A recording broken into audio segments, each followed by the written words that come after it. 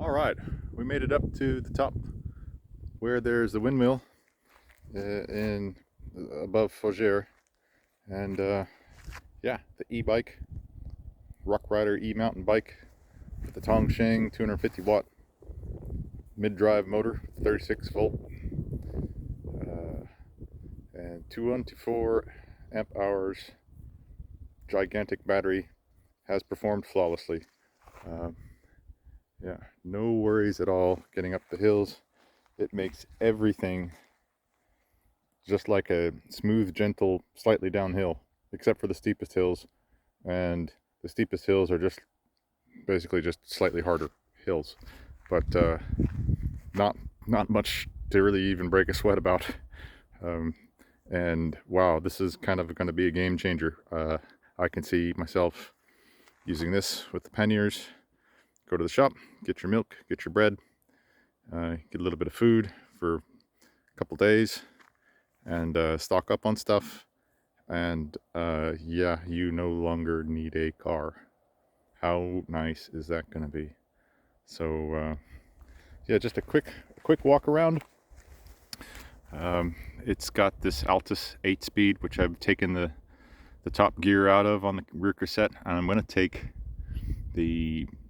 as many gears as I can, because I really don't want this chain any further out of alignment than it needs to be. The motor's so good that you don't need to shift much, so just the bottom half of the cassette's going to be all that's required. And so I'll just screw in that rear derailleur limit screw as far as it goes and sees where it lands. Otherwise, got a nice little rear rack on here, got a pannier bag. I have another pannier bag like that at home, so I'll have two.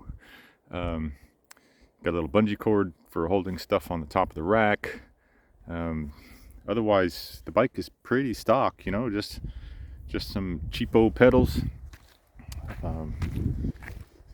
I'll upgrade the tires because these tires are ancient, but the motor, you know, there's the wiring and there's the motor, and it all just works. Every bit of the cabling is hidden up in that used to be a plastic water bottle. It's still a plastic water bottle. It's just got a giant hole cut in the bottom of it to contain the wiring. And the battery, you know, it's there locked in place on the water bottle cage mount. And here's your display wiring and all that stuff. Brake cable cutout. There's the brake cable cutoff lever, and the display here showing 0. Obviously we're not moving. It reads a little high. They don't give you a lot of options as far as tire circumference, like for a you know, for actual tape out of the wheel. They just give you, 26 inch, 28 inch, 29, whatever. And so set it for 26. It doesn't take into account the tire size, the tread size, stuff like that. So it reads slightly high compared to the Garmin, which it's not a big deal.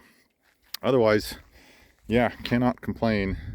This is a fantastic addition, and it will undergo further testing. I'll take it back to Ireland, and but we'll play around with it here for a while and try to work out any niggles or kinks. And so far so good. It's just really nice. Like I said, you don't even break a sweat. It's pretty fantastic. And on a day like today, yeah, it's quite warm. A little windy, but 24, 25 degrees. Still warm to me, and it's nice to not have to even break a sweat. Anyway, that's it for me. I'll update you in the next one.